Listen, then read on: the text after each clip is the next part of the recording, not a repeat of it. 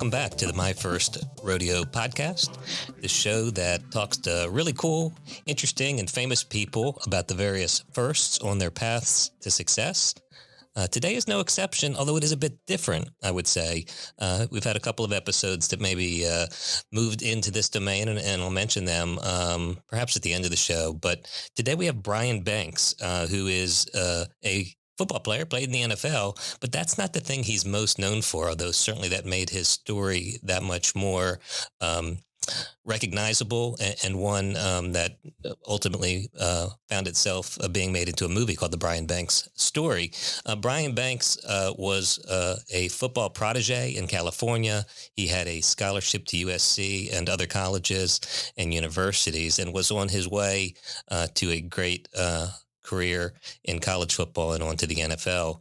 And that was cut short when he was just about to be a junior in high school, and he was accused of sexual assault. And he talks about that with me today. Of course, the movie depicts it as well.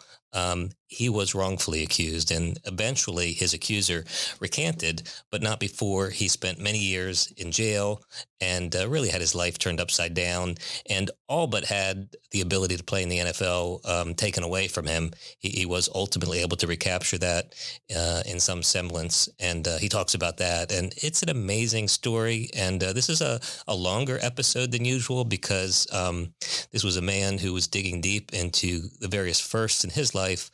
And unlike so many of our guests, not all the firsts were firsts that anyone would aspire towards. Being arrested when he didn't even understand what it was for, pleading to something that he didn't do because he was told things would go better that way, his first days in various prisons, but ultimately moving towards a really surprising and interesting, and I won't spoil it for you, especially if you haven't seen the movie, development in the case where the accuser and he come in contact with each other. And from there, he's able to enlist the services of the California Innocence Project.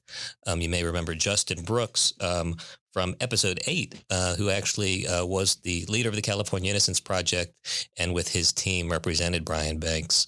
So fascinating story. This is a man who has taken just some of the worst things that could happen to a person, being put in a cage for something you didn't do and just wanting someone to listen to you. And he's taken that pain and turned it into some really great opportunities to help other people, to self-reflect, and to turn his life into something really amazing. I think you're going to love this story. I'm really excited to have had the opportunity to talk both with Justin Brooks and Brian Banks. I think you're going to like this one. This is me talking to Brian Banks. All right, Brian, good to see you, man. Yeah, thanks for having me. It's good to be here. It's always a good a good thing when I get a chance to share my story. I always feel like I'm in a position to share the same story for the voiceless, the many people behind bars that can't speak for themselves. So I appreciate the opportunity. Thank you. Yeah, man, I appreciate what you've done with your platform and your story. I've known about it before it was a movie, because you and I have Justin Brooks in common. He it may have told you, but he was a professor of mine when I was at Georgetown Law School. And and you know, Justin is a man of many talents. He and I had a band together called a Dog Called Colin. But and we used to go into the prisons and do some teaching and do some entertaining. And of course, he wound up being the head of the California Innocence Project, which brought you and him together. So kind of a cool 6 degrees of separation. Yeah, man, that's really cool. And it's always great to hear just how many lives Justin has touched throughout the years that he's been, freedom fighting, just all walks of life, people of, different backgrounds, man, seeing the bigger picture and coming together for greater efforts. So that's pretty cool, man. It's a dope connection. I and JB, we used to have, and not to get off course, but every year we would have the Innocence Network Conference, and we have this band called the Exoneree Band, which is comprised of actual exonerees, men who have served an enormous amount of time behind bars for crimes they didn't commit. But every year they have this final event where the band would play, and JB would get up there and do his thing, play his guitar, sing some of his songs, and uh, it's always a good vibe. It was pretty cool. That's very cool. Yeah, no, and he's talented for sure. So, I mean, I want to ask you about a whole bunch of firsts, and I've listed out a handful of them. You might have others, but I want to understand your backstory a little more, and in particular, and maybe it's an evolution, maybe it's not a moment, but one thing that comes through in your story, certainly in the movie, but in articles and just in talking to Justin as well, is how persistent you were in getting them to represent you, because your situation was kind of unique in so many ways. Even though there's commonalities between your wrongful conviction and all of them, there's misses in the system. There's a confession, or at least a plea that was not well founded, but you understood it to be one thing. It turned out to be another. But Mm. before we hang a halo on Justin and the California Innocence Project, they turned you down a couple times, and you were so persistent. What in you, other than just sheer fortitude, desire to clear your name, gave you the maturity and the tenacity to continue to investigate your own case and ultimately get them to take yours?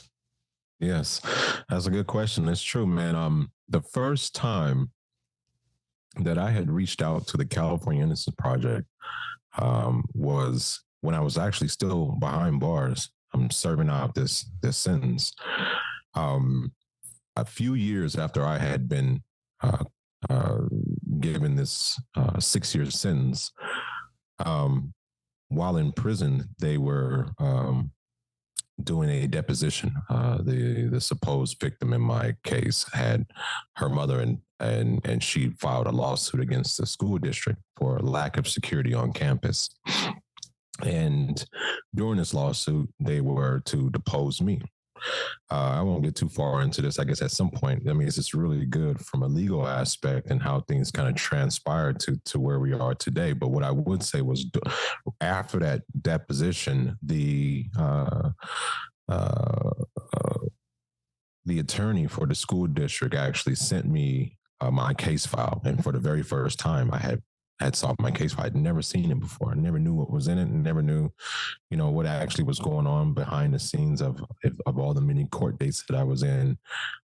But I got my case file. I started going through my cases, my casework, and I had all these, revelations of things that I had no idea about, and ways that I could go about this. And California Innocence Project, they you hear about them in prison. You hear about these types of programs that are helping people who are have been wrongfully convicted or are wrongfully convicted, and they do this all out of small grants from our government, and basically, donations from the public. But their name and their notoriety really rang around the prison system. So once I got my paperwork and I began seeing all of these things that I had no clue about, they were the first organization I had reached out to.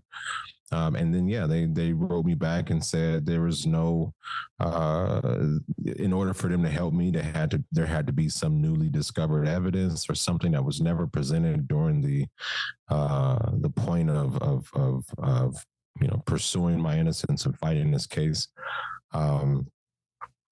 And so they turned me down, and I would later come to understand that they would receive over 1,000 submissions a year and could only take on a handful every year. Sure. Due to just the expenses that goes into reinvestigating cases and evidence and so forth. So so it wasn't until I got out of prison, was on parole, I reached out to him again, got the same response, and kind of let it go at that point and tried to live life as best as I could until the supposed victim, reached out to me. And I'm sure we'll get into that later. But the next time I reached out to them, they were glad to help. I had everything that I needed. Yeah, and that's just crazy. And if the movie is accurate, and I've never asked Justin this, but again, Justin does amazing work and has brought other people onto that team. But it was actually some of his interns or associates that were captivated by your case even before he was. That's true. That was true. The program director at the time, she was not even an attorney, just the person who ran the program at the time. She actually answered the phone when I called, and I talked to her and I pled to her about it, and she basically said, "Stand by. Let me talk to a few people here," and they gave me a call back and said that they were willing to meet up with me to look at the new evidence that I Yeah. had, and Wow. and so it began. Her name was Kim Hernandez. Yeah. God bless her. Still someone that I keep in contact with today. She heard me, and that doesn't happen too often in these situations of wrongful conviction. No, and I wonder, and we're not necessarily going to go in order, so forgive me if I jump around. But um, I mean, you're in prison, and there's a joke or a tongue-in-cheek statement. Everybody in prison is innocent, which is to say, if everybody in prison believes that they've been maybe not wrongfully convicted, but they shouldn't be there, and so, and that's not, in fact, that's got to fly in the face of someone like you who knows that you didn't do it and you're Mm. trying to get attention. You're a kid, so you're learning how to survive. Lots of changes, and meanwhile, your cries of "I'm innocent" and shouldn't be here are met with all these other cries that are not as genuine. How frustrating is that? It's tough. It's tough, and you know what? I'll speak from my experience. Trying to get someone to actually believe in you when you've already been convicted, when the court system has already deemed you guilty or responsible, it's very hard for someone in that position to get a total stranger to first of all stop their life and everything that they got going on to listen to you, and second to consider what you're saying to be actually true. Yeah. And how does that happen? Without some incredible evidence, something that just shows a person without a shadow of doubt that you're innocent. And in most cases, that's not the case. It has to be investigated. There has to be stones turned over. There has to be people that have to be talked to, and it takes time. Um, so to have that in you, just say, you know what, based off of what I have here, I want to look more into this. I'll listen to this person's cry and plead for help. It doesn't happen often. And even to today, even today for me, being in the position that I'm in, in some ways a representation of flaws within the system, in our legal system, I get messages every single day. Right. In social media, on my emails, Yeah. through my website, of people, family members, mothers, sisters, brothers, fathers, asking for help. They have someone who has recently been arrested or someone who's been convicted of a crime that they say that they did not commit. And they don't know who to turn to. They need someone to represent them. They need someone to speak up for them. They need some type of social media assistance in getting out the word or the awareness. And how do you say yes? What do you say yes to? Who do you Right. believe? And so it's crazy. I went from being in a position of hoping someone hears me to now uh, trying to hear as many people as I can and help in ways that I can help. Right, and It's find the tough. It's resources. tough. Yeah, Yeah, it's hard to say no for sure, because especially for you, because you've been there and you can empathize in a way that absolutely. only a few people can. So let's set the stage then for the listeners. You're just a one of the best football players in the country. You've got a scholarship from USC and perhaps others. I mean, you're going to be a success story. You've stayed out of trouble. You're raised by your mom, and everything's looking really good. You've almost made it to the finish line, and then one day, to your surprise, you're arrested. I mean, let's start with that first. I mean, what is that moment like, if you don't mind going back there? Yeah. It's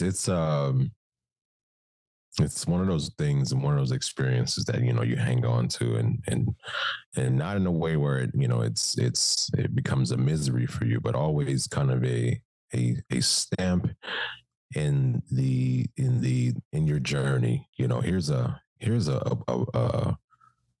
point in my journey that will be forever remembered.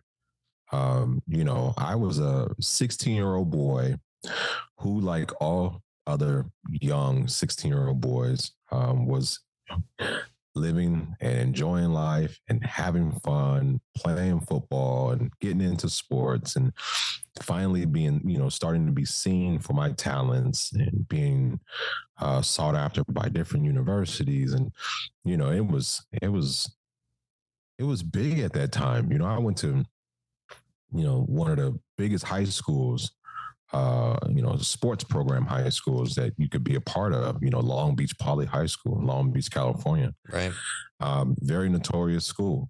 And to be a part of that program, to be a part of that tradition, and to potentially leave a legacy there was huge. It was big. It was something that I believed in, I tapped into, and I wanted to be a part of that. Yeah. And, it was a summer going into my senior year. I was a junior, just finished school. And I was going to summer school at that time, leading into my summer year, trying to make up on some credits. And I remember we had football practice after summer school. It was a few hours out, so we pretty much had time to, go get food and relax a little bit on campus before practice kicked off. Now, prior to practice, being in this, prior to practice taking place and that day of school, we had there was this film crew that was doing a documentary on the nation's biggest high school, and it was a documentary. I'm going to get this right. It was a documentary about oh yes, that's what it was. The first national championship game in high school that had never been one before, where the two top ranked high school teams came together nationally for a big game. And that was at the time Long Beach Poly High School in Concord de La Salle. They had Maurice Jones-Drew there. He was just a tank, running people over. And you guys had Deshaun Jackson, Darnell Bing, Winston Justice. We had Deshaun Jackson. The second year that we played them, we had Deshaun Jackson. But the year before that, when we first played them, we had Mercedes Lewis. Yeah. We had Herschel Dennis. We had Marquise White, our quarterback. We had a good, strong team. And Brian Banks. Yeah. It's funny. That first game, I ran out there on first kickoff and separated two ribs. Oh no. So I was out the game. I think it was his first or second kickoff. I went out there and just dipped my shoulder the wrong way and separated two ribs. Oh, no. So I never got a chance to play that game. And the second year that we played them, I was in prison for this situation, or in jail fighting this case. Yeah. But to make a long story short, this was a huge year. And this was my senior year that was approaching. And this film crew was going to film this portion of the documentary on the highlighted players. They wanted to follow certain players around campus and kind of do a highlight of their life and day in the life of school. So this producer tells me, "Hey, I'm showing up tomorrow, and we're gonna follow you around campus and watch you do your thing." So I'm hyped up and excited about it. that day of, I'm in school, and the morning I'm waiting for this guy to show up, and he's not there, and he's delaying.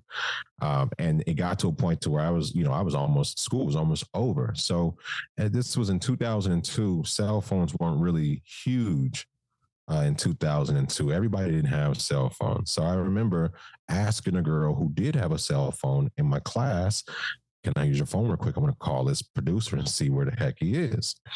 And so she slides me the phone. I asked my teacher, can I step outside to use the phone? And this, now I'm not blaming anything on anybody. I'm just talking about how life takes shape. Yeah. What I had asked the teacher initially was to step outside the classroom and to use the phone. That would have been me stepping outside. We were in bungalows that were far away from where this incident took place. I would have stepped outside, used the phone, and walked right back in. The teacher told me, yeah, you can step out and use the phone, but I want you to deliver these papers to the front office if you're going to step out. I'll give you something to do. So he gave me papers, and I headed all the way back to the middle of campus while trying to make this phone call. And as I'm walking to this, it's called the 100 building, which was the main building. As I'm going to the 100 building, I was leaving the 100 building. Excuse me. I dropped off the papers. I'm headed back. I see a girl that I've known since middle school. Yeah. And I walk up to her. We give each other hugs. We start small talking, asking where each other are going, where we're coming from, what class, stuff like that. And that small talk led to us flirting, and then us, kind of agreeing to go into a very known makeout spot on our campus. So we went from kind of in the middle of the school area where the 100 building was, and started heading to a building called the 700 building. And once we got there, this was a building at the time, was a building that was specific to certain students of higher education programs. It was a 2-story building. The first floor was for an adult nursing program where they would let young adults come in to have this class. This is kind of post-grad. And then the upstairs floor was for the higher educational program. So if you weren't part of either one, you weren't supposed to be in there. And it was to the point where if you were in there and you were caught, you get in trouble. You get like suspended or whatever the case was. Mm-hmm. But there was a stairwell on the back of this building that if you could get upstairs and across the hall past these classes that are open with students and teachers, and to the back of this stairwell, or excuse me, to the back of this hallway is a stairwell. If you can get down to the bottom of that stairwell, there's a landing there that's very secluded. The doors that lead out are locked from the outside, and the only way someone could see you or get to where you were is if they were to head down those stairs. And so you knew if someone was coming down the stairs. Right. But you had to work to get there. You both had to work to get there. You both have to work to get there. So we did just that. We went up this elevator. We made our way down this hallway. We pretty much, tiptoed through. No one saw us. The classrooms were open. The students were there. The teachers were there. All the doors were open. And we made it through. We went down to the bottom of the stairwell where this landing was, and we started making out. And, we were kissing and we were touching. And it got to a point where, things were increasing or, becoming more than just touching and kissing. And so I've shared this a few times, and it's not something that I really, really care for to share. And I always kind of preface this, or I always kind of give a disclaimer or whatever the case you call it. But it's, I have a mom, I have a daughter. I have a sister. I have aunts. I have friends who are females, and I respect them all. And how I discuss my experience, I try and keep them in mind while explaining it. Because I am not a woman, and so I don't understand everything about women. But in my experience, when all of this was happening, when we were making out, in my head, I was thinking that, okay, I think we're gonna have sex, and we started to undo each other's pants, and our pants were down halfway, kind of to like our mid thighs, and we're touching each other, and totally just threw me off of everything. Like my whole, what I was into, it was no longer there. Like I was over it. But I didn't want to, I kind of poker faced it basically to try to make it seem like it was no big deal. And I tried to make some small jokes about how I was away from class too long and I got to hurry up and get back. And she was showing some disappointment to that. And I, kind of joked about, we finished this, we'll come back to this. We'll make it happen. Like, don't worry about it. Like, but I got to get going. It's been a while. And so I pull my pants up and she's, doing the same. And I, try to get a smile out of her and she kind of cracks a little smile. I'm like, okay, cool. That's good enough for me. And I hit out those doors that were locked. And I go back to class. And as soon as I left, by the time I got to class, I totally dismissed the entire experience. Like it was not a thought anymore. I wasn't thinking about it or anything. It was just, okay, moving on. Where's this guy at who's supposed to film me for this documentary? Like it was just that kind of, situation. I'm looking for this guy now. Well, school ends and he never shows up. He never answers the phone. And so that part of, the day is over. Now it's, we're waiting for football practice to start. So we have a few hours before practice. We head over to the burger spot that's down the street and we had some food. I'm here with, so at this time I was with maybe 5 or 6 of my teammates, and we get food, we eat, we come back to the school, and now we are sitting in the pretty much the main quad area of the school, pretty much right next to the 100 building. And we're just sitting there and kind of hanging out. Summer school's over, practice is about to start. We're shooting shit, we're talking, cracking jokes, And in the middle of us just kind of sitting there and talking, we notice a police officer walk by. And then we notice 2 more police officers walk by and they're heading over to the 100 building. So Long Beach Poly is, when I was there in at the time in 2002, I was there from 99 to that. It was, that neighborhood wasn't the best neighborhood. It was tough. A lot of kids that went there were tough too. So seeing police on campus wasn't really a big thing. But then we saw another cop and another cop. And so it's like, there's an overwhelming presence of police officers headed to the 100 building. Right. And so we're starting to ask like each other, like, yo, what's going on? Like, this is crazy. You hear sirens, you hear all this different stuff. I actually got up and walked over to one of the police officers that I was headed to the 100 building. And, I was very just kind of straightforward. I was a straightforward guy. I was a big kid. I was 6'2", I was 225. I very, well-spoken. I didn't have a problem walking up to somebody asking them what was going on. I walk up to the cop. I say, hey, what's going on, man? Why are you guys all here?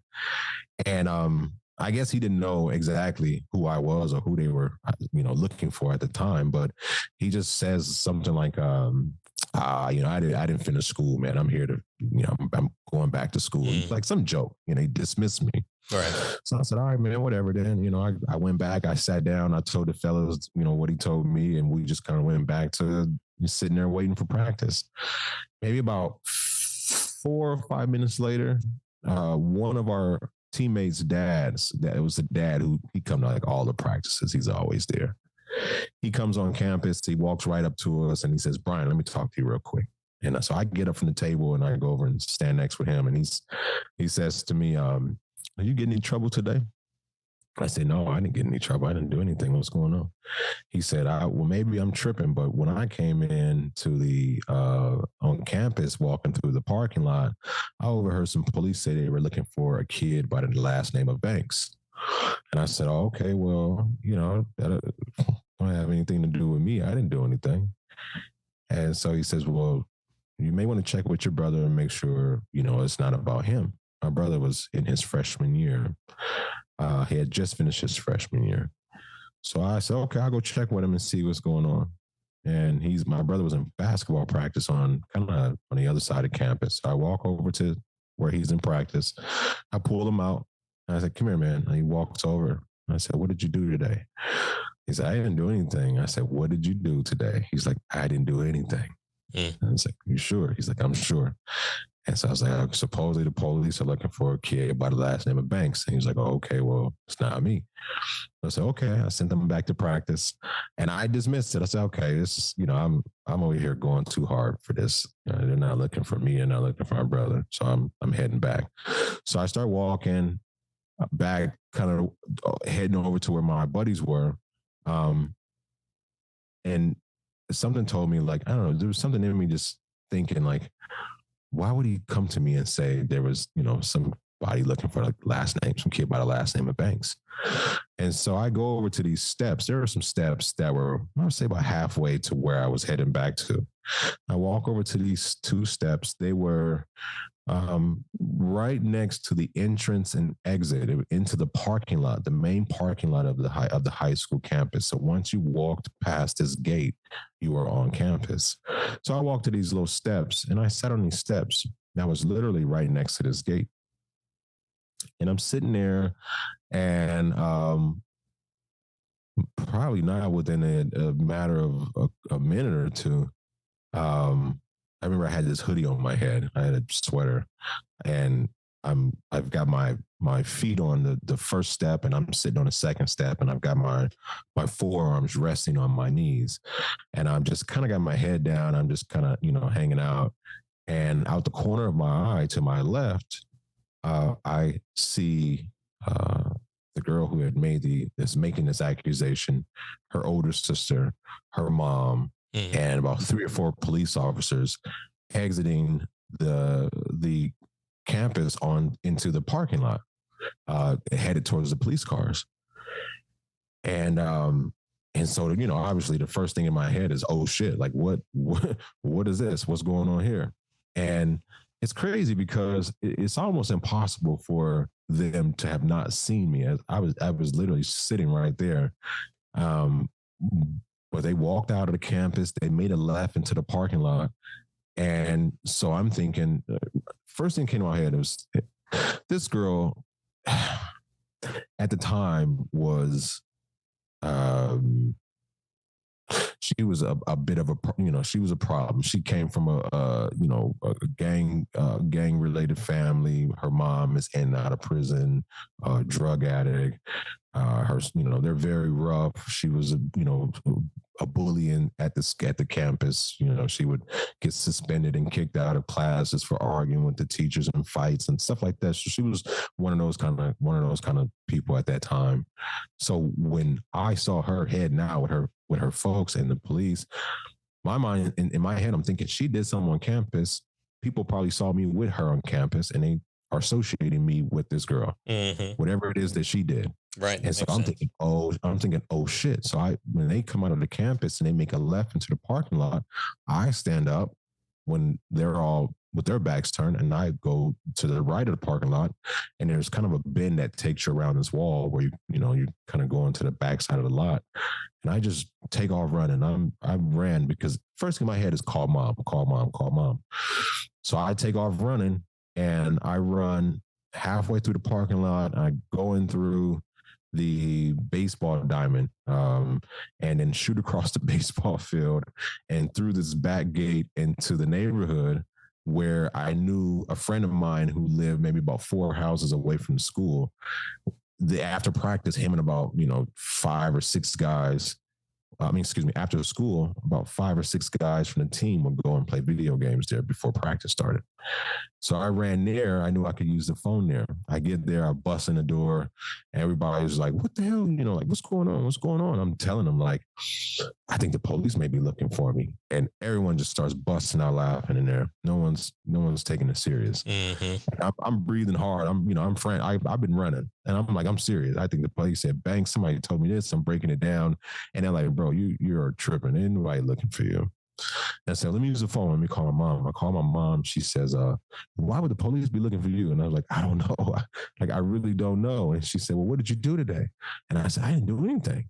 Now, I didn't tell her, I wasn't made out with this girl. Mm-hmm. But aside from that, I didn't do anything. I didn't feel like my mom needed to know that because that's not why the police are looking for me, because I made out with somebody. Sure. You know what I'm saying? So I don't tell her that. I didn't do anything that would make the police want to talk to me. So she says, okay, well, if you didn't do anything, you don't have anything to worry about. And she said, you know what, just come home. We'll skip practice today. I'll call your coach and let him know what's going on, but just go ahead and come home and I'll meet you at the house. So I jump on a bus, I go home, and a couple hours passed. I was living in Artesia at the time, so I was a little bit of a distance away from Long Beach. I had to catch a couple buses to get home.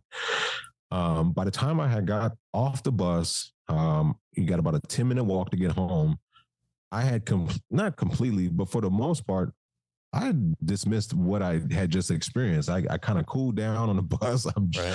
And I'm like, by the time I'm get to my stop, I'm like, man, I'm tripping. Like, what am I doing? And so I'm already home. So I take my 10-minute walk home. I get in the house. My mom is there by that time. And she's, asking me again about what happened during the day. And I tell her again, like, nothing. It was just a day. So she said, okay, you had nothing to worry about. Don't worry about that. And I said, okay, cool. So since I was home and the day was done, I went into the room. I put all my stuff down. I jumped in the shower. I've been running. It's summer. I have a sweater on. I'm hot.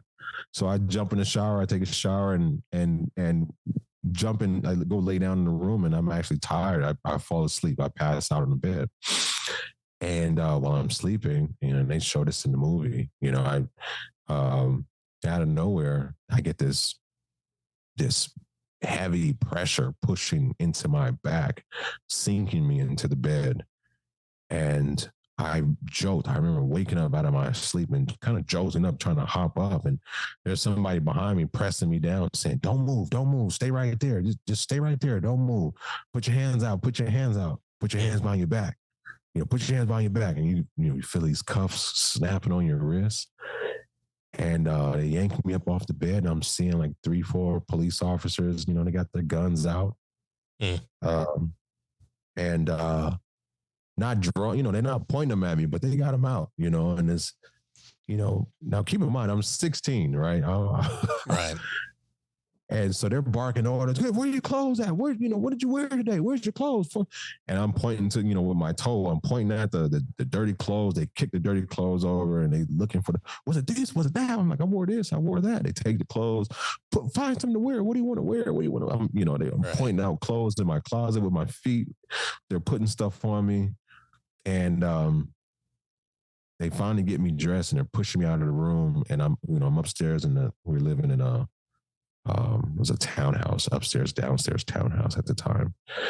And as they pushed me out of the room, my mom is, her room is pretty much across the hall from mine. You got my room, the bathroom, a closet, and her room. And then she's there and she just drops to the floor when she sees me coming out of the room and she's screaming uncontrollably. Right. I'd never seen my mom scream that way. I've never seen her in so much emotion and uncontrolled emotion. I never seen that from my mom. It was so heartbreaking. And they push me down the hallway like I'm down the stairs. They get me downstairs. They shoving me through the door, get me out of the house, and they kind of get me into the police car. And they close the door and they walk back inside. They don't turn the car on and out. It's hot. I'm in the back of this police car. I don't know who's ever been in one. There is no space back there at all, especially if you're 6'3" or 6'2". It's tough with your hands behind your back. But I'm in there kind of sideways and every time I tell my story, there's always a part of it that has nothing to do with anything, but I always tell it because it stuck with me, and it still has stuck with me today. When they put me into that car and they went back inside, it was just complete silence. I was in that car by myself with my hands behind my back and sweating profusely. And I remember there were two kids, maybe two houses down from the townhouse that we were in, and they were playing in the front yard, and they kept looking over in the direction of the police car, and you could see them talking to each other. And I'm thinking to myself, God, I hope they don't come over here. I hope these kids don't come over here. And sure enough, now I'm talking about like maybe like, one was probably 11, the other was probably 12 or 13. And sure enough, they start heading over to the police car. And like, I guess there was a super glare in the window and they couldn't really see me. And so they're putting their face up against the glass with their hands around their eyes so that they can look inside to see who's in there. Mm. And it's me in the police car. And I don't know, there's something, it was just something about, it was almost like that was the beginning of incarceration. I was in a fishbowl. Yeah. People were beginning to look at me in ways that they shouldn't. Those were the first people to have that view, that negative and false interpretation of who I was. And just to And assume. it just assumed he's in the back of that car. This dude did something. Yeah. And to be that person, you always drive down the street and you see the police putting some, arresting somebody or putting them in you. It's a crazy feeling, you always, just go, hey, man, guy must have did something. And everything else that happens from that moment forward is just this huge current of a river moving against you. And just to fill in a couple of the gaps that maybe people who haven't seen the movie or know the story, at least as I understand it, this woman, this girl, a combination of feeling a little jilted, and if I'm not mistaken, she was kind of late getting back to class and was getting fussed at. So she kind of concocts this story of a sexual assault, and then the school takes it and runs with it. The police show up, and then not that she wasn't the perpetrator, but that river current's running against her too. And then when her mom finds out, thinks they can maybe make some money out of it, it's just there's no turning back. And that's where you find yourself in the middle of that, just a typhoon, and then your public defender basically, without really getting conference with your mom or anybody else, suggests that you just plead to it because it's just going to be you probably won't even do any time. Yeah, and just to make a couple clarifications on that. Please. It wasn't a public defender. We had actually paid for an attorney, paid for representation. And my mom sold her first home that she bought. She sold her car. She put up everything that she had to put money into this legal representation. And from day one, this lawyer was talking about taking a plea and taking a deal. He assumed you were guilty too, right? She, I'm sorry. Yeah. I don't know if when you look back on that, it's funny. Not many people have asked me that. If you were to ask me, did I think that she didn't believe in me? I would say that yes, you would be correct. I don't think that she believed in me, and I will tell you why. There was a moment, really quickly, there was a moment when I was incarcerated. She only came to visit me a handful of times when we were fighting this case. And every time that she would come and visit, she would really not talk to me, kind of just talk over me. I was 16 years old. I had just turned 17 during the time of fighting this case. And so I really felt like she just didn't think that I would understand or could understand, or that she needed to fully explain what all was taking place because I was technically a minor. But I remember when she got the DNA test results back, and this was before I was even tried as an adult. I was still in juvenile court. She actually opened up the results in front of me while she was at the visit.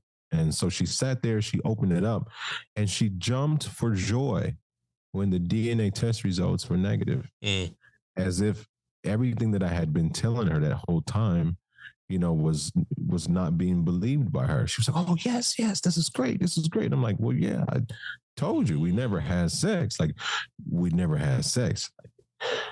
So So yeah, if you would ask me that, I would definitely say I don't think she believed in me at all. But yes, that's it. All was a spiral of events. It went from me being arrested to being told I just needed to see a judge and everything would be okay in 72 hours, to seeing that judge and the judge postponing the next court date for a month and a half and giving me a bail of 1.25 million dollars, I believe it was.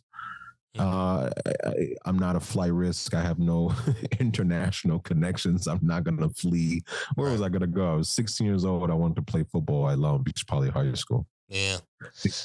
So, and then I fought what was called a fitness hearing to determine whether you were fit for juvenile court or adult court.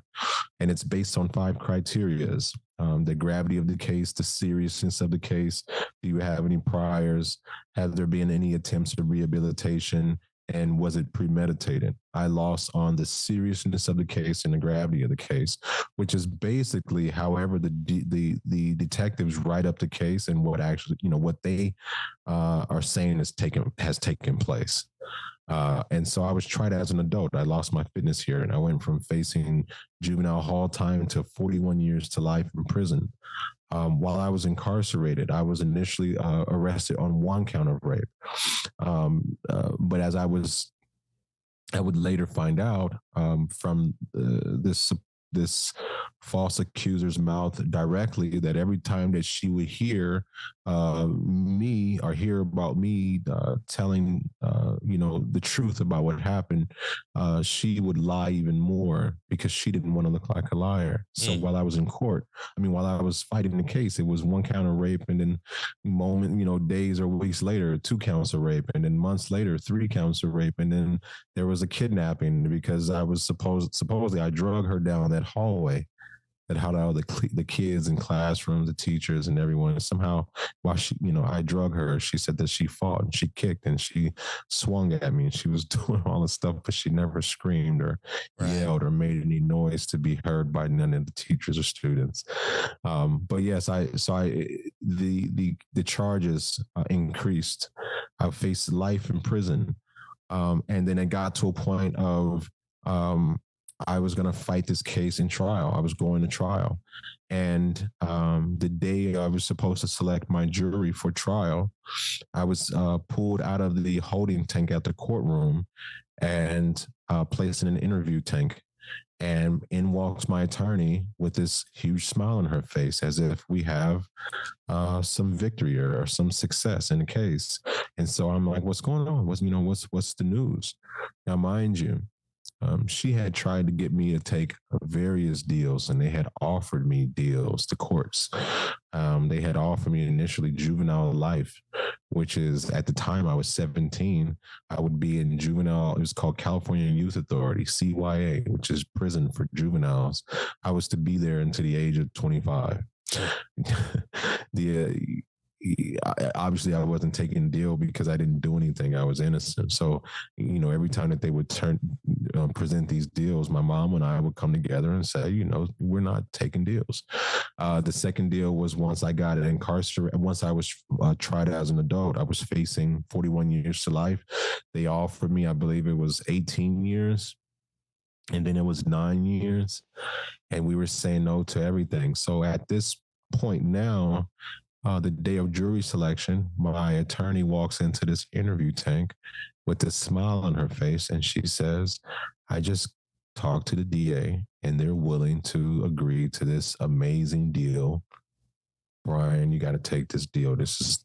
I know, you don't like what's going on, but you have to take this deal. And the deal is this: if you plead 1 count of rape, they will dismiss. If you plead no contest, if you plead no contest, which for those who don't know what no contest means, it's basically saying, I'm not saying I'm innocent or guilty.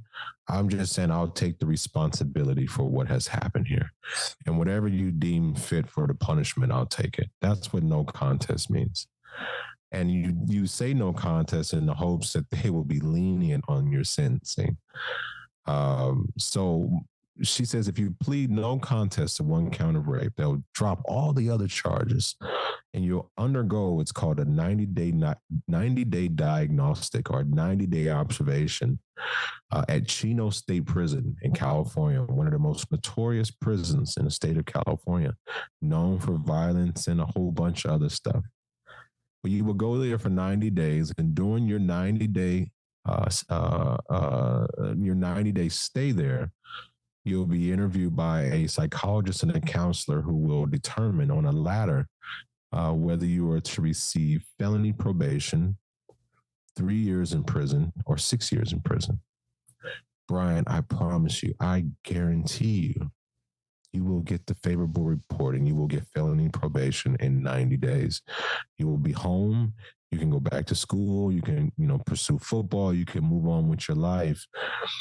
But if you walk in there and you start selecting a jury, I guarantee you, you're going to get an all-white jury, and they're going to see you as a big black teenager, and you will be found guilty based on that alone.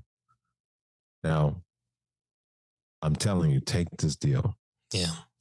And so I'm sitting there, and I am just, it's really hard to put into words. I've been incarcerated now 9 months.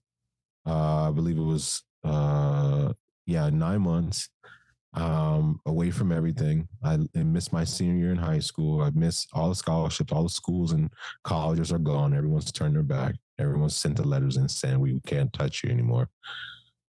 It's really hard to put in the context of where I was at that time and the anxiety of going to and from court, maybe over 15 times in the course of that 9 months. Maybe I wouldn't say that many, maybe 10 times.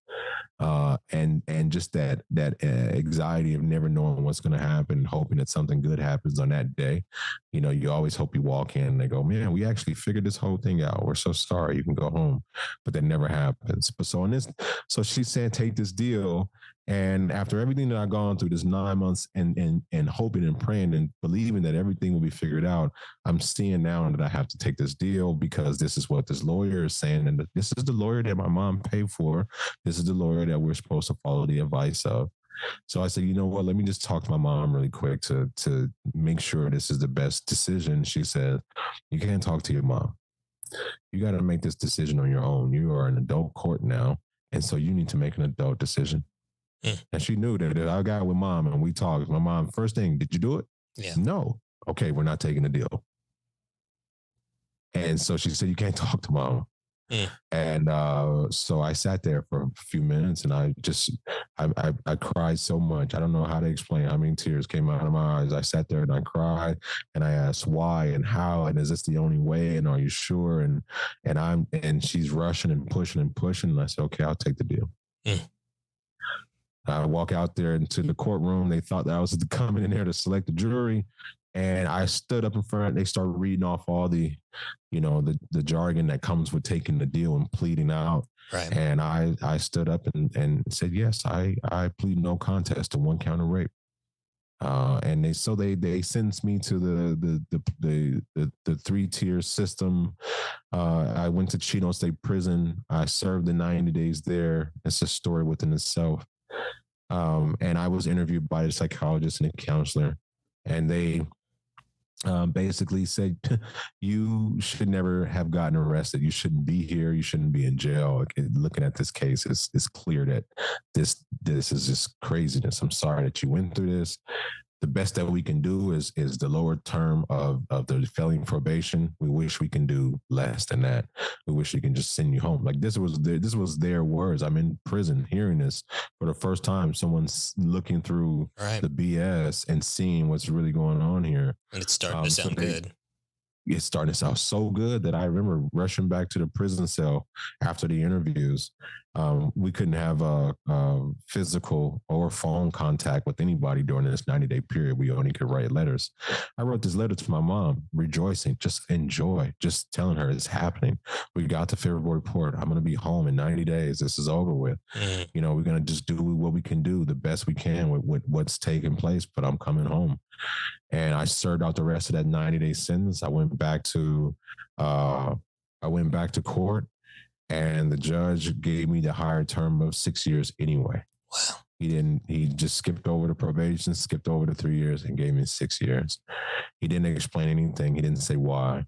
It was so quick.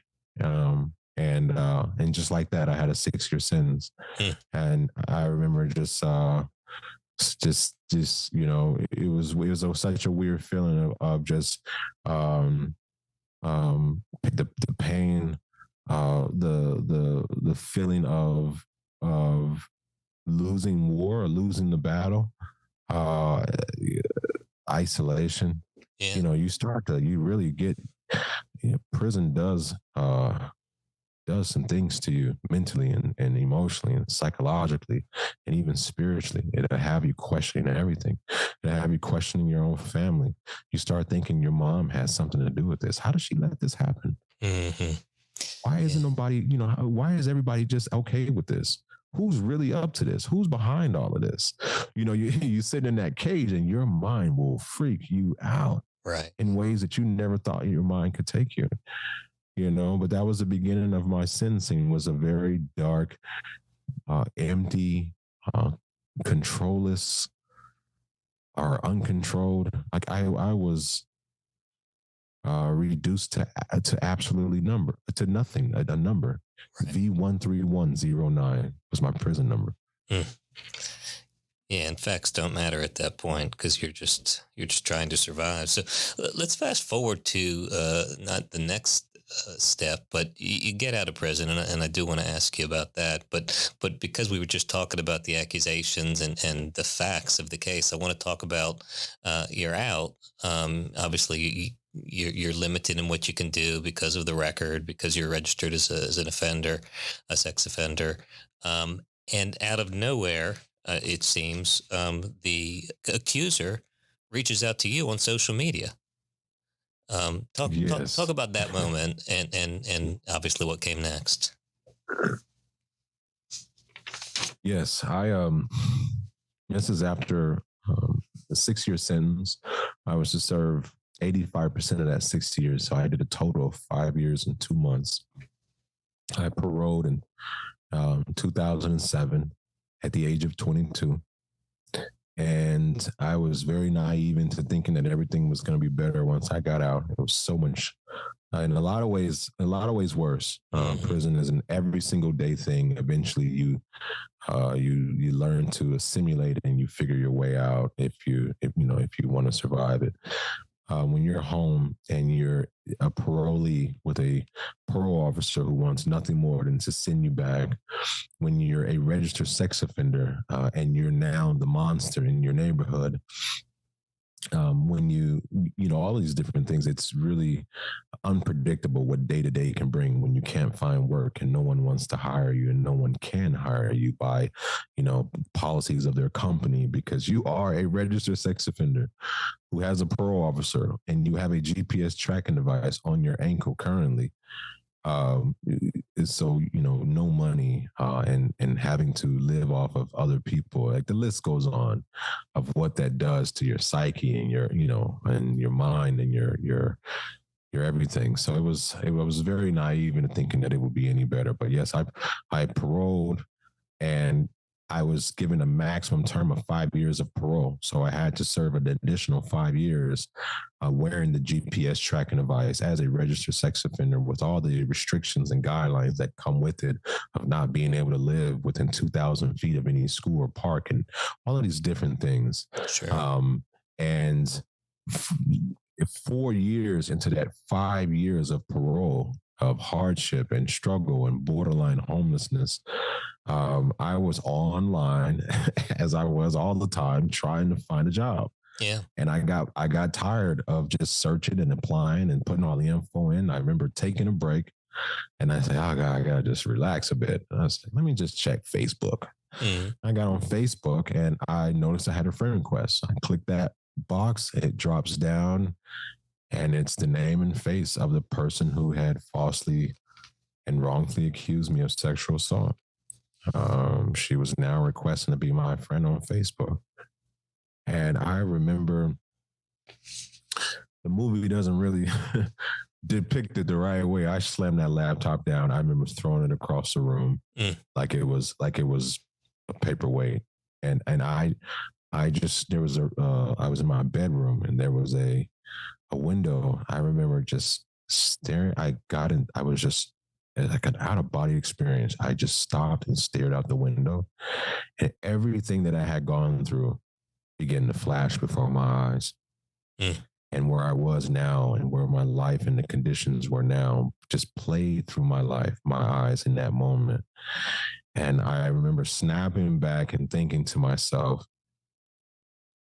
here's your opportunity. Mm. You can do something about this. And so I at first I was like, uh I got, let me reach out to the person and see who this is. I got to see if it's really, really this person. Yeah. And by the And way, at this point, as crazy as it is that she's reaching out, she had already sued the school district, and her and her family had recovered almost $2 million, I think, right? that's right. Yeah. That's Okay. right. They filed a lawsuit for lack of security on campus, and they were awarded in a settlement, $1.5 million. Okay. Um, And so, yeah, here she was, friend requesting me. And I didn't, as much as I wanted to use this as an opportunity, I didn't even really believe it was her. Part of me thought that it was someone playing a sick joke. Right. And you I must have, at this remember, point, I'm guessing, rehearsed in your mind what you would say to her one day. You must no, have yelled at her in your no, cell. No? never. I never rehearsed a thing because I never even imagined Yeah. that there would ever be an opportunity to say anything. Okay. Wow. And so everything was on the fly. Yeah. Everything was just as it was in that moment, and so I picked up the laptop and I opened it up and I sent a message, a direct message, and simple words: "Why would you friend request me?" And immediately a response came back, and it was something along the lines of, "I was hoping we could let bygones be bygones. Uh, I was young and immature back then, but it'd be really cool to see you."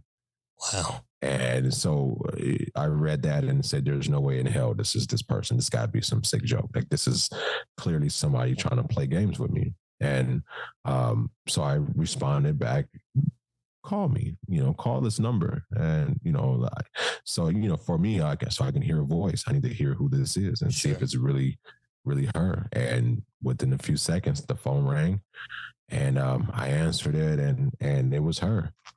And I remember just sitting there in silence, not really knowing what to say at all, not knowing what to say at all. And not only that, but I'm listening. I'm listening into the background. I'm listening to Mm, see, I'm thinking, paranoia is on high alert. Prison would develop a sense of paranoia in you like you would never believe, I bet. especially being in there for something like what I was in there for. You definitely are watching your back and your front sides 24/7. And you just never know what people know. You never know what people could do. You never know, even beyond what you're in there for is prison. You can be in there for anything, and you're in Right. prison where anything goes and anything can happen. So coming home, my mind is still on that paranoia. I'm still dealing with the same situation, and so I'm listening, but it's actually her. Mm, And she goes into this, flirting. Like, I saw your pictures on Facebook and you look good and you've grown up and it'd be good to see you and all this other stuff. Have you seen my pictures? What do you think I look like? Let's hang out. I want to see you. I mean, very aggressive. yeah. And I just was like, I need to think about all of this. I've lost so much time in life. And, if anything, I need your help to fix things. Good answer. And she said, well, we can hang out. Maybe I'll think about helping you. Mm, And so wow. here's this, weird dilemma here where I'm basically saying, give me some time to think about this. I'll talk to you later. I get off the phone and I'm just, for the next few days, I have not a clue what to do. I don't do anything. I'm just sitting on it for a couple of days because I don't know where to go with this. And those few days that I'm sitting there not doing anything, she's texting me throughout the day, every single day, every moment, asking when she can see me and where and how and flirting and all this other stuff. And I'm feeling it's to the point now where one of the two things are happening. Either she's setting me up to Right. get attacked by somebody, Maybe. or the parole officer is behind this and they just want to get enough to send me back to jail for, coming in contact with the supposed victim. You know what I'm saying? So Sure.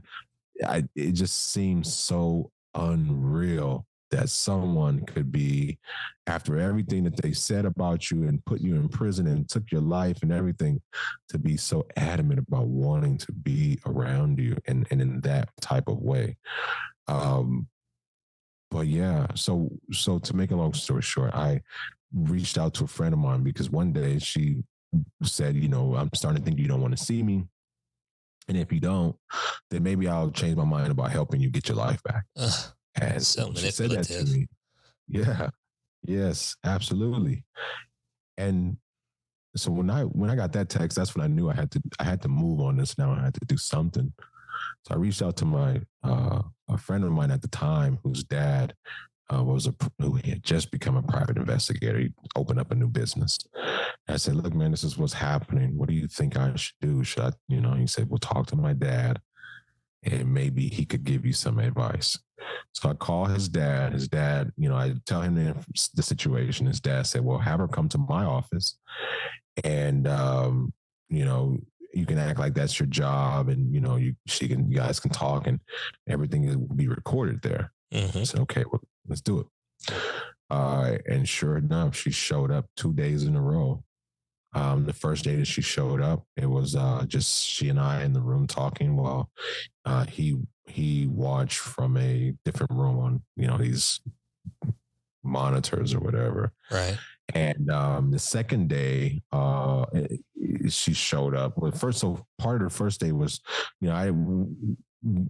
I spent that time trying to get her to understand the severity of what has taken place in my life, in my family's life, because of her lies. Right. I tried to get her to understand some of the experiences that I had went through, but it was just met with why I had to go through this, and I went through this, and well, it was hard for me too, and all.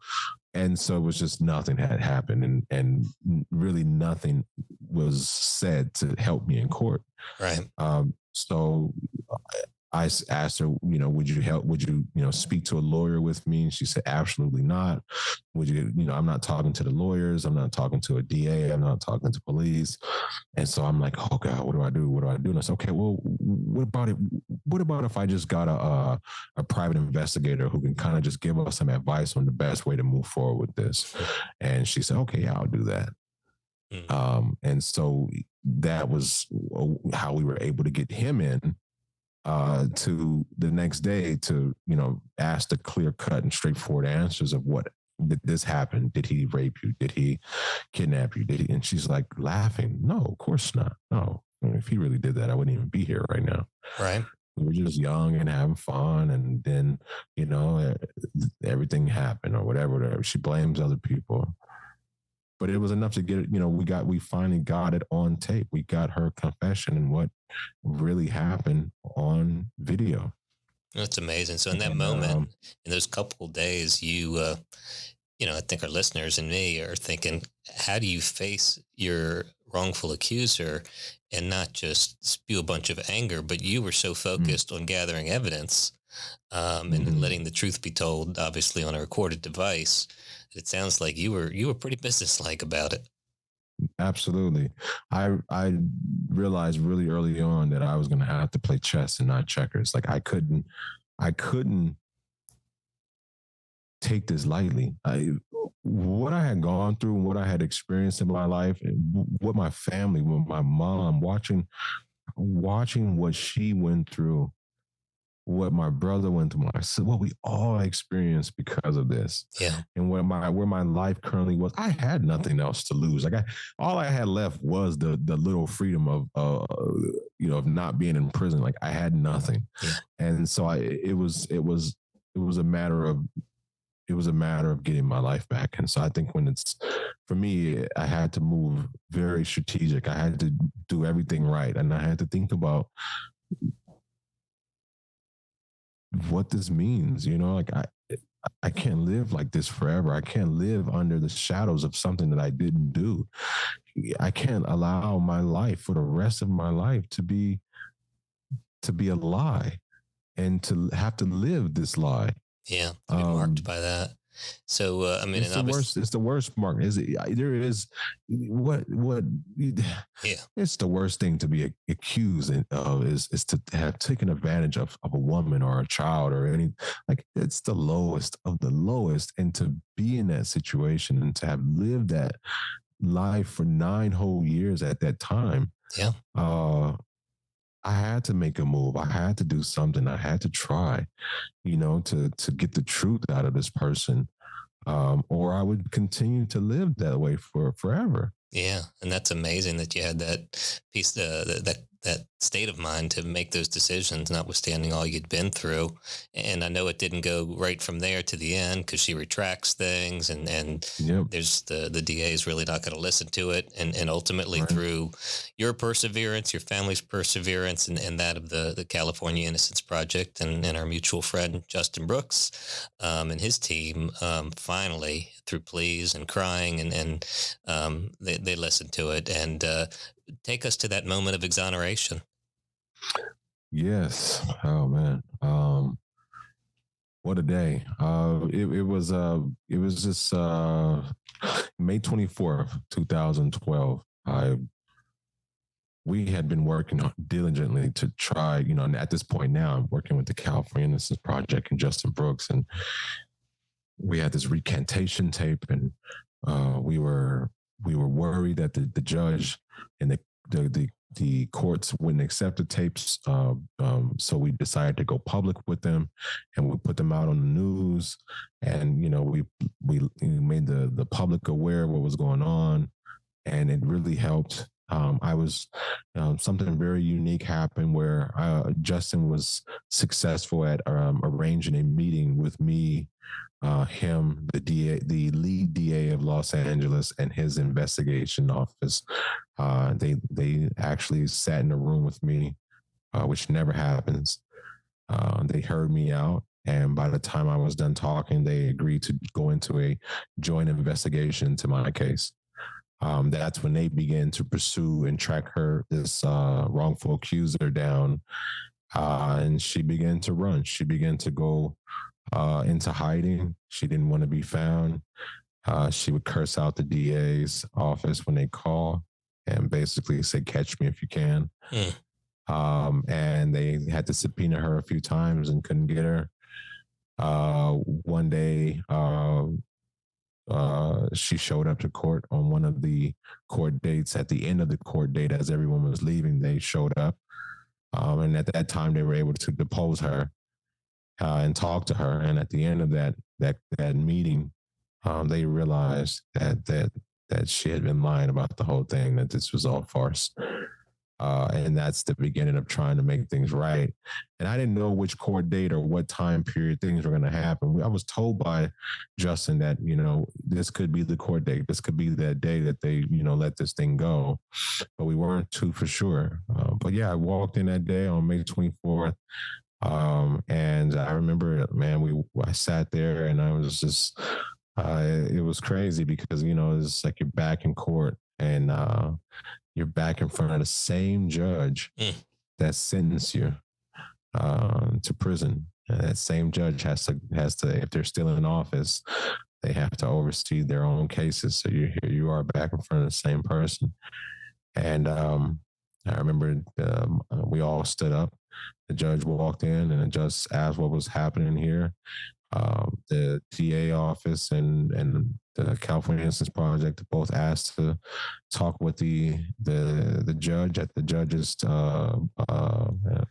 at his podium, or where he sits. He went up there and spoke for a second and came back, and then the DA, began. He says, "Okay, I think this judge said something. So I think we're here for." It seems like we're here for a dismissal or something of that nature. And the DA begins to say his piece, and my lawyer says his piece, and the judge agreed to it and granted it. Wow. And it's just, man, just the feeling of hearing that and simultaneously listening. You can hear my mom in the background just letting out cries and of joy and just relief. And I remember my head just hitting the table, and I just, I just kind of had this. I don't know how to explain it, but it was as if energy was being restored back into my life, as if I was gaining. Uh, it was like a natural high of life just filtering through my body. Like I was just completely just um overwhelmed at knowing that this was finally over. That it was really over, and that I could live again, that I could have another chance at life. And it really is hard to put into words that feeling. Yeah. And You and you know, and and you get it to some extent. I mean, obviously now you're 10 years past your last time you played football. You had a scholarship, obviously, to one of the best college programs, and certainly things could happen, but probably had a career path to the NFL and beyond. And amazingly, you get a second chance as best one can after having not played in all those years. I mean, what's that like? yeah, that day that I was exonerated, I remember standing outside the courthouse and just looking into a camera, and Justin Brooks said, this guy's been training for the NFL. Somebody give him a shot. Wow. I said, if there's somebody out there that's willing to give me a shot, I guarantee you I will outwork anybody on your team. The next day, my phone rang. It was Pete Carroll, Mm. at the time head coach of the Seattle Seahawks, and prior to that, he was the head coach of USC, So he's where I had received my verbal. wow. I got a verbal scholarship. I had verbally committed to USC, and he was the head coach at that time. We were building a friendship and a small bond there, as I was going to be making my way over to USC after my senior year. But yeah, he got on the phone. He said, I'm looking for a linebacker. I can find one. And, it Wow. was really funny. It was kind of like we were having this Mhm. recruiting dance all over again 10 years later. And he said, I love to give you an opportunity. And, have you been working out, and are you in shape? And it was just, I was so happy to hear that question, because that entire year that the California Innocence Project fought my case, I had been in the gym 2-3 times a day. I'd been on the field. I'd been training, because once I got that video, that recantation video, and once the California Innocence Project took on my case, I knew I had this small window of opportunity. Like, I know I'm going to get my life back. There's no way that they're going to deny this. Like, I got to get my life back. Like, here's the clear proof it didn't happen. And I have the best team, that these are the best organization, of a group of people that could represent me in this type of situation, and um, so I said, you know what? If I get my life back, that means I have a small window of opportunity. And if I do have that window of opportunity, what am I going to do with it? When it's there. And so I started thinking ahead of time. And I said, well, I'm gonna be ready for something. I'm gonna start getting ready for football, because that's what I know. That's what I love. That's what was taken away from me. So I'm gonna pursue dreams that were taken away. I'm gonna go back and play ball. So I started working out before there was any guarantee of me getting my life back. I hadn't talked to a coach. I hadn't talked to a recruiter, anybody associated with the NFL. I just began training and preparing myself for any window of opportunity. And sure enough, it happened. He offered me a chance to come try out for the Seattle Seahawks. I flew out of there maybe the next day after I filmed a taping of the Tonight Show with Jay Leno, one of his last few shows that he did. I was a guest. Wow. Julia Ann Dreyfus was sitting next to me and I actually watched Friends when I was in prison. I never liked it when I was out, but once I got locked up and you don't get much to watch, I started watching. I mean, excuse me, not Friends, Seinfeld. Yeah, yeah. And yeah, Seinfeld. Once I actually had to sit and watch it, I was like, man, it's actually one of the best shows I'm not sure I've that's ever the seen in my life. best endorsement Seinfeld ever got. Like, I had nothing else to watch in prison, so watch Seinfeld. But yes, Julie Louis Dreyfus is quite good. Yeah, Seinfeld and King of Queens, man. I'm huge, and to this day, I still watch them both. Two of the greatest Right. shows. They are good But shows. but yeah, man, I flew out and I tried out with the Seattle Seahawks. I got offered a chance to come back for camp. I did a camp with them, and then they ultimately let me go. And I tried out for, I believe, 5 or 6 other teams before signing with the Atlanta Falcons. Yeah. And I had the opportunity of being one of the oldest rookies in the NFL to ever play. I was a 28-year-old rookie. Wow. I think I'm one of the only players to have never gone to college or played any collegiate football. That's right. But I had the opportunity of playing 4 games before they let me go. And then I think Miami and a couple other teams wanted me to come and try out. And around that same time, it was the NFL draft that following year. And Roger Goodell, commissioner of the NFL, walks onto the stage to announce the first draft pick. And I noticed, I was like, man, he got a nice suit on. I love his suit. And we had made contact with each other at that time. He had reached out to me randomly. I answered the phone after I had been exonerated. And it was the commissioner just wishing me the best on my pursuit of the NFL and, giving me his regards and happy to see that I'm free. And I thought that was awesome. He left me with his number. And so I said, hey, what the hell? I'm just going to tell him I love his suit. So he walks off the stage. The show is, the draft is live. So I text him. I said, man, that's a fly suit you got on, man. You're looking good out there.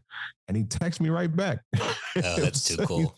He texted me right back. He said, hey, man, I was actually just thinking about you. I got some stuff for you. I want you to be a part of and I'll have some folks reach out to you in a few days. And what it was the rookie symposium. Every year, the NFL would have all the rookies that were drafted come to one symposium. It used to be in Ohio, and they would do this 3-day thing and have speakers and breakthrough sessions, breakout sessions, all this good stuff. And I came and did a little bit of everything, and it went so well that they ended up offering me a position. The commissioner himself offered me a job working at the league office in New York. So I said, you know what, at 29, and a rookie, or 29 years old, I don't think I'm going to continue pursuing the NFL. I wanted to make a statement. I wanted to recapture a dream that was taken, which was to play, and I did that. And I feel like the statement was made, and so I made the choice to move on from it and take the job opportunity. And so they flew me out to New York, and I worked there for 2 years. I managed a program within the NFL front office, and I did a bunch of other cool things working with them, and it was a great, great opportunity. And I've got so much love and respect for Roger Goodell, our commissioner, and the role that he's played in my life. He's done so many other things that go beyond sports and football for me, and I really just thank him so much for being one of those guys, and to be able to reach out to him and call on him today, and it just says a lot. He's a great guy. Well, I know that feeling because when you text somebody that you think's really cool and they text you back, it's a cool feeling. And I got to have that feeling in texting you and knowing who you are and the man you are and all that you've been through, that you would take the time to talk on this podcast and text me back. I'm very impressed. I can't help thinking about that moment that you described, that poignant moment where you're sitting in the back of the police car, big guy barely fitting in the back of the car, and feeling like you're in a fishbowl when these couple 11 and 12-year-olds are looking through the window, through the glare, to see who's the bad guy. And then you fast forward 10, 11, 12 years later, and you're playing for the Atlanta Falcons against the Cincinnati Bengals, I believe it was, coming out of the locker room. And you're in a different kind of fishbowl, the fishbowl you always could have been on, always could have been in. And I'm just so impressed that as I listen to your story, and you tell it, I don't hear anger. I don't hear, all this gnashing of your teeth over what could have been, although I'm sure there are those moments, and I'm sure you're human and have those. But as you tell your story and as you tell it to others when you have the platform, I always hear about recapturing what was lost and making the best of the circumstances, and of course standing up for others that are in your circumstances. And man, that's so impressive. Thank you, brother. Thank you for saying that. I really appreciate that. And yeah, it's for me, in regards to hanging on to the anger or the negative side of it, there is no way And I think that you can speak to any exoneree and they'll tell you the same. We'll never forget what we've gone through. We'll never, ever truly forget. We'll never truly move on. But that doesn't mean that we're living in some state of misery or some state of depression because of what we've gone through. We've learned to tame the madness. We've learned to live and deal with the dark side of our life. And for me, um, I think about what I went through at some point every day of my life. I think that there is never a day where there's some experience or some thought that crosses my journey that makes me think of what I've gone through. But I've learned to manage those emotions. I've learned to manage those thoughts and how they affect my life and how they play a role in my life today. If you would have asked me years ago, yeah, I would have told you that this stuff is tearing me apart. I'm still dealing with the why. Why did this happen? I'm still dealing with the how did this happen to me? And I think that where I am today, I've come to some places in my life where I've I haven't accepted what I went through, but I accept that it happened. Mm. It happened. And regardless if I agree to what has happened or not, it has happened. So it's not about what I've gone through today. It's about what I'm going to do today. Where am I today? How do I feel about myself today? And I really try and focus on where I am today, and not what has happened in the past. I can't control what has already happened, but I can control what I'm going to do today or how I feel about today. And I can also control how I felt about the past. I travel nationwide. I've done a lot of stuff internationally, as a keynote speaker, as a resilience coach, and I talk about this all the time. It's not about what we go through, but how we allow those experiences to affect us and what we choose to do moving forward. Being in control of our emotions and not allowing them to control us, mastering the art of the power of choice, how we choose to feel. It's always up to us. No experience comes with emotion. We apply emotions to those experiences. We tell ourselves how we want to feel about an experience that we either liked or did not like. But that emotion does not come with the experience. So if we can get to a point of our lives where we have mastered the art of choice, then we choose the way we feel about unwanted experiences. And in the best, we can at least learn how to manage and navigate our way through those experiences while not allowing our emotions to be in the driver's seat, because most times that's where we end up, in the passenger seat, allowing our emotions to take over and building a reason why it's okay. It's okay for me to be like this because I went through this. Yeah. I think that we have to look at it the opposite. Because I've gone through this, I now understand myself a bit more, and that has allowed me to learn how to deal with myself while going through these experiences. And so that's been really my focus. It's just, even when I was in prison, my focus has always been how to better myself spiritually, how to better myself emotionally, how to master the power of choice, and how to remain in the driver's seat and not allow my emotions to take off. And I'm just sitting there allowing it to control things. And it's helped me. It really has. I gotta say I'm some robot. I don't have feelings. Yeah, of course. My anniversary of exoneration goes by, and I have, I sit there and I have my moments. I reflect. I think back. I still have dreams that are, unexpected. It is what it is. But it's how you deal with those experiences. That's what counts. Not how we allow those experiences to deal with us. Yeah, man. What great words to live by and to move forward with. Thank you for being who you are, and thank you for sharing it with us, man. Really, really impressive. Certainly moved me, and I know it's going to move our listeners as well. Absolutely, brother. Again, thank you for having me, for taking interest in my story. I hope it inspires people to want to be involved in some way, even if it's donating to organizations that help people who cannot help themselves. There are organizations such as Innocent Project, the California Innocence Center, where our lawyers who were once with the California Innocence Project, they have formulated a new group, a new organization called the California Innocence Center. They could use our help. But what I'm saying is, I hope that there's some inspiration here that makes you want to go and help someone who can't help themselves. Because no one deserves to be put behind bars for a crime that they did not commit. No one deserves to be put in a cage like an animal. And we as a people should take that more seriously than we do today. Because as you're listening to this, there's someone in a cage right now for something that they didn't do. And at the last conference for exonerees that we had a brother that was exonerated after 55 years. 55 years. Just think about that for a second. What you've done over the last 10, 20, 30 years of your life. No one deserves that. He's a victim.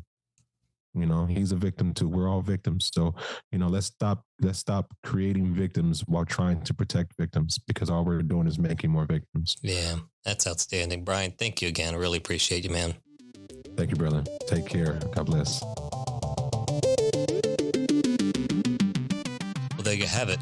Gosh, what a story. I know that one went longer than a lot of our episodes do, but where would you cut? I mean, every moment of his story is fascinating, and who better to narrate it than him, with that, frankly, amazing voice, but also just the ability to recount those moments. I don't know about you, but I felt like I was going there with him when he was describing the moments in the back of the police car and the moments in prison, and the moment sitting in front of the court and his lawyer, and playing with the California Innocence Project to take his case, and so many others. He just does an amazing job of taking us there. No wonder Hollywood was captivated with the story and turned it into a movie. If you haven't seen that movie, I highly recommend it. It's on the streaming services, and Greg Kinnear and a whole bunch of other celebrities are in it, and they do a really good job with the story, of course. I think this interview certainly uncovers and talks about certain aspects that in a Hollywood movie, the way they produce it, wouldn't necessarily make it, or at least might make its way onto the cutting room floor. So I think it's a nice compliment to the movie. I recommend you watch it if you haven't already. And I commend to you a couple other episodes if you like this one in particular. We interviewed Justin Brooks, as I said, in episode 8. Justin is the lawyer who represented Brian together with his team. And we had a couple other bookends that were similar to this. If you remember, episode 9 was Nancy Hollander, who was a lawyer who was ultimately played in a movie by Jodie Foster, about her representation of Mohamedou al-Salahi, who was wrongfully accused of being involved in the attacks on September 11th on America, and spent 14 years in prison, including many in Guantanamo Bay, and was mercilessly tortured and ultimately exonerated. And we had the privilege of interviewing Mohamedou al-Salahi in episode 19. And on a much lighter side, if you enjoyed hearing from someone who at least spent some time in the NFL, don't forget episode 4 with Johnny Rembert, New England Patriots. Great. Hey, I hope you enjoyed this episode. I do hope you'll share it with others. I hope you'll subscribe, and I hope you'll come back and join us on the My First Rodeo podcast. My First Rodeo.